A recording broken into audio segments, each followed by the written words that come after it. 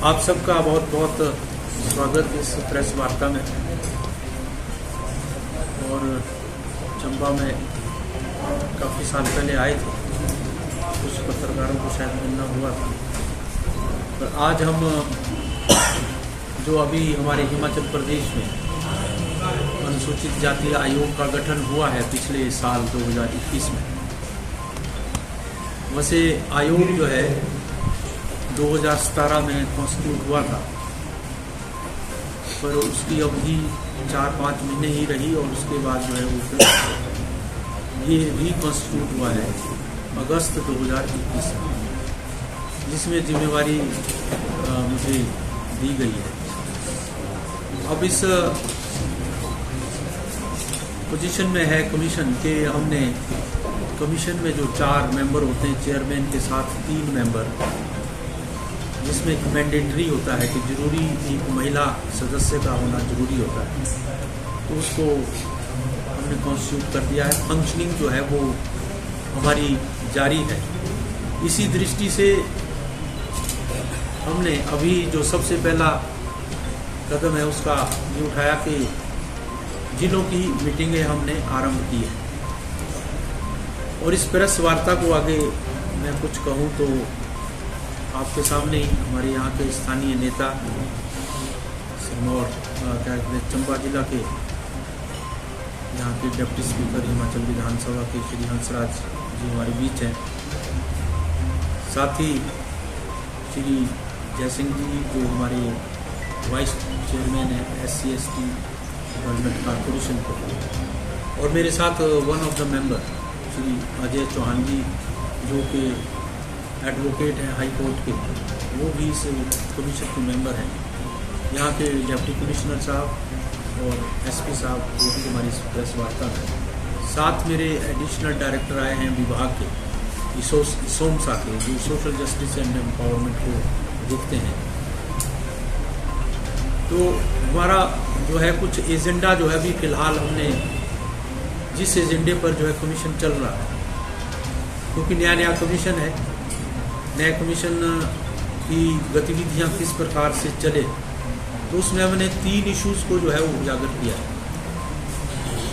और उस वजह से हम सभी जिलों में जो है वो प्रवास कर रहे हैं। ये हमारा 11वां जिला है जिसमें हम आज आए हैं चंबा। इससे पहले 10 जिले जो हैं वहाँ पर ये बैठकों का आयोजन हो गया है।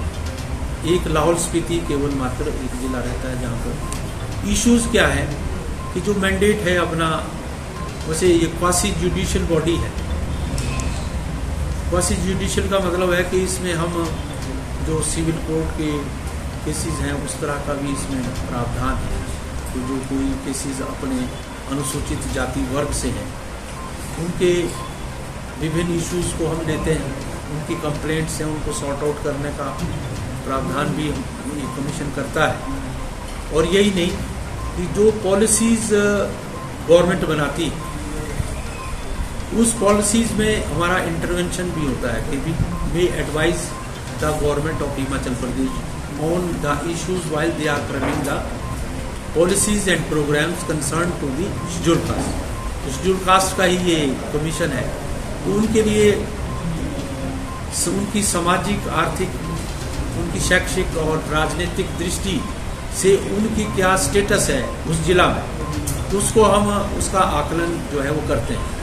तो यहाँ पर हम ने जो है वो 3 किस्म की कैटेगरी जो है वो हमने आज इन बैठक में बुलाई और सभी जिलों में बुला रहे हैं, क्योंकि बेसिकली मेन काम तो अधिकारियों के साथ रहता है। जो जिला का अधिकारी जो होता है, main head of the district of that department, पर हमने इसमें 2 कैटेगरीज और बुलाई थी। 2 कैटेगरीज हमने इसमें इंट्रोड्यूस की है कि जो भी चुने हुए प्रतिनिधि हैं उस जिला में अनुसूचित जाति, चाहे वो हमारे मेंबर पार्लियामेंट लोकसभा है, राज्यसभा है, वहाँ के जिला के जो हैं अनुसूचित जाति के विधायक हैं, जिला परिषद के चेयरमैन, वाइस चेयरमैन या जो वहाँ के मेंबर्स हैं जिला परिषद के, वैसे ही आपके अगर निगम है तो निगम के मेयर, डिप्टी मेयर और काउंसलर्स हैं, अगर कमेटीज़ हैं तो उनकी चेयरमैन, वाइस चेयरमैन और काउंसलर्स हैं, वैसे बीडीसी के चेयरमैन, थोड़ी सी ऐसी कैटेगरी को एक हमने जोड़ा है। और तीसरी कैटेगरी जो है वो हमने इन मीटिंगों में बुलाई है, वो कि जो अनुसूचित जाति, जो दलित समुदाय से संबंधित कुछ संगठन हैं, जैसे गुरु रविदास जी के नाम से कुछ संगठन बने हुए हैं, तो महर्षि वाल्मीकि जी के नाम से, कुछ संत कबीर जी के नाम से हैं, कुछ और सिप्पी समाज से हैं, कुछ इस तरीके की जो समाज में अनुसूचित जाति की जो विभिन्न संवैधानिक तौर से जो जिनको स्टेटस दिया गया है एससी का, उनकी कुछ संस्थाओं के अग्रणी नेता हैं जो उन इश्यूज को उठाते हैं, उनकी समस्याओं को उठाते हैं, उनको भी हमने यहाँ पर आमंत्रित किया था। कहने का मतलब ये 3 कैटेगरीज की मीटिंग हमने इसलिए बुलाई कि अधिकारियों से तो चलो हम आप आंकड़े ले लेते हैं कि भी फलानी योजना में ये है और ये इसमें हुआ है, पर जिस वर्ग के लिए कमीशन जो है बना है, उनकी समस्या जो है वो फीडबैक जो है वो कमीशन को आना चाहिए जब वो वहाँ पर मीटिंग करता है। तो वो फीडबैक लेने के लिए वो उनके नेता और जो चुने हुए प्रतिनिधि उनको हमने यहाँ पर आमंत्रित किया। मुझे खुशी है कि इस आज बैठक में जो यहाँ के डिप्टी कमिश्नर मिस्टर राणा हैं, उनके माध्यम से इसका आयोजन हुआ DW के। तो जितने भी विभाग हैं, सभी विभागों का जो ये हमारा एक अनुसूचित जाति वर्ग के लिए केंद्र से जो एक फंड आता है special for development, overall development, तो उसको हम बोलते हैं schedule caste development plan, SCDP, schedule caste development plan के अंतर्गत केंद्र से आबादी के आधार पर जो है वो पैसा आता है, वो हर विभाग में लगता है, हर विभाग में SCDP का पैसा। तो उन्हीं सभी अधिकारियों से हम रिपोर्ट्स वगैरह लेते हैं, तो वो रिपोर्ट्स काफ़ी जो है वो यहाँ पर संतोषजनक है। Rather we are satisfied, commission is satisfied with the working of all the concern department. जितने भी विभाग हैं जो उनकी रिपोर्टिंग आई है, कमीशन ने उस पर अपनी मोहर इसलिए लगाई है कि जितना पैसा आया था उसमें लगभग 100% 1-2 डिपार्टमेंट को छोड़ के, जिसमें 90% या 98% हुआ, बाकी 100% के करीब जो है वो पैसा लगा है। तो ये एक अच्छी, मैं कह सकता हूँ कि जिला चंबा के इसका क्रेडिट यहाँ के प्रशासन को जाता है, यहाँ के अधिकारियों को जाता है। दूसरा जो है एक बड़ा इश्यूज रहता है आपके सामने ही है, क्योंकि ये समुदाय जो है, अभी रहने दो भैया, थोड़ा रुको जरा,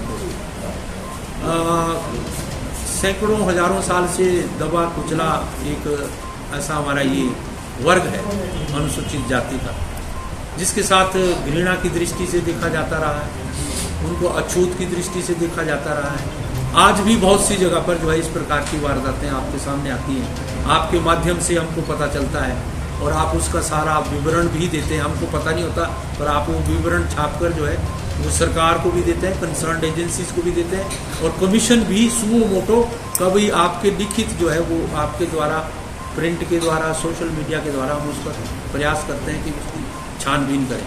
ये इस प्रकार के जो हमारा ये जो एट्रोसिटीज़ एक्ट बना है, प्रिवेंशन ऑफ एट्रोसिटीज़ एक्ट 1989, उसमें काफ़ी स्ट्रिंजेंट एक्ट है ये। कंसर्न जैसे महिलाओं के लिए एक एक्ट आया, और उस एक्ट में जो है सीधा अगर महिलाओं के साथ रेप होता है, गैंग रेप होता है, तो उनको सीधी सज़ा जो है, सजाए मौत, उनको फांसी दी जाती है। ऐसे ही ये जो स्ट्रिंजेंट एक्ट बना है कि अगर दलित समुदाय के, अनुसूचित जाति के लोगों के साथ इस दृष्टि से कोई यानी उनके साथ वारदात होती है, तो उसको हम इस एक्ट के अंदर लाते हैं। पुलिस में वो FIR लॉज होती है, और FIR जो है वो अकॉर्डिंगली वो फिर कोर्ट में चली जाती है। तो उसका भी हमने यहाँ पर आकलन किया है। हमें खुशी है कि वैसे केस अभी आपको पूरी डिटेल जो है वो हमारे DPRO साहब आपको दे देंगे, ताकि एग्जैक्टली वो डिटेल आपको मिल जाए। यहाँ पर जो रिपोर्ट्स आई हैं, जो यहाँ के डिस्ट्रिक्ट अटॉर्नी है या सुपरिटेंडेंट ऑफ पुलिस SP हैं, उनके माध्यम से जो रिपोर्ट आई है एट्रोसिटीज़ पर, वो भी ठीक है। बहुत ज़्यादा यहाँ पर केसेस नहीं है इस तरह के जो आते हैं एट्रोसिटीज़ के। तो ये भी एक, पर इसका मतलब ये नहीं कि वी आर सेटिस्फाइड। हम तो सेटिस्फाइड तब होंगे कि जब जीरो टॉलरेंस जो है हमारा जिला होगा concern to the atrocities on schedule caste, तो अच्छी है, उसमें भी हम कह सकते हैं। पर मोर और लेस हम ये कह सकते हैं कि अभी मैंने 10 जिले, 11वां जिला जो है वो किया है कमीशन ने। जो हम दूसरे स्टेट्स में देखते हैं, और मैं गया भी हूँ कई बार जब मैं मेंबर पार्लियामेंट था, तो हमने, आपके ध्यान में होगा, शायद कुछ पत्रकार अब नए हैं, आपके ध्यान में नहीं भी होगा, पुराने पत्रकारों को ध्यान में होगा, मिर्चपुर कांड हुआ था एक हरियाणा में। तो उस वक्त मैं मेंबर पार्लियामेंट था, ऑपोजिशन में थे, तो हमारी ड्यूटी लगी मिर्चपुर जाने की। तो वहाँ पर बड़ा एक जघन्य कांड हुआ, उसके ऊपर जाना नहीं चाहता। यानी सारे उनके गरीब लोगों के, दलितों के घर जला दिए थे। यानी बाहर से पेट्रोल डीजल तेल लाकर जो है उनके घरों को जलाएगा, उनके घरों कपड़ों को जला दिया, उनका सामान को जला दिया। तो एक बड़ा कांड हुआ, तो हम वहाँ पर देखने गए थे। पर हिमाचल प्रदेश, जिसको हम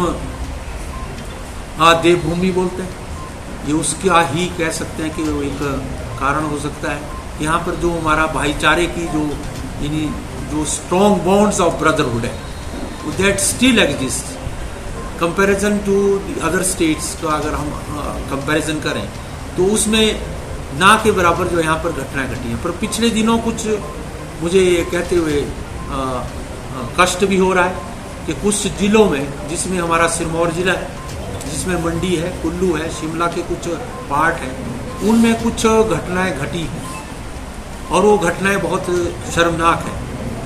यहाँ तक कि दलित समुदायों को सामान्य है, और जो हमारा कम्युनिटी मील होता है, सामुदायिक भोज होता है, शादी में, ब्याह में या कोई फंक्शन है, उसमें यानी अनुसूचित जाति के लोगों को अलग यानी पंक्ति में बिठाया, लाना इधर को, लाना इधर को, आज भी एग्जिस्ट कर रहा है। ये बड़ी शर्मनाक की बात है। इसको कमीशन जो है, कमीशन इसको स्ट्रांगली रिबट करता है, क्रिटिसाइज करता है, और समाज में ऐसे तत्वों को जो है वो कोई स्थान नहीं है, ये मेरा मानना है।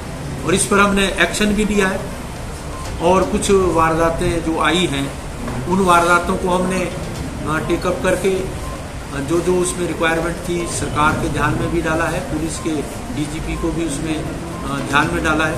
उस पर एक्शन जो है वो जो हमारा कमीशन लगातार उस पर ले रहा है। तो एक और आपके ध्यान में डालना चाहता हूँ, एजुकेशन जो है, जैसे कहा जाता है कि तीसरा नेत्र होता है एजुकेशन, तो तीसरा नेत्र बाबा साहब भीमराव अंबेडकर जी ने इसके ऊपर बड़ा फोकस किया था कि समाज के सभी लोगों को एजुकेशन मिलना, उनको शिक्षित बनना बड़ा जरूरी है। तो शिक्षित सभी होंगे तो फिर समाज बड़ा रिफाइंड होगा, अच्छा एक समाज होगा। केवल मात्र दलितों के लिए नहीं, क्योंकि दलित शिक्षित होंगे तो होने चाहिए, तभी वो समाज आगे आएगा।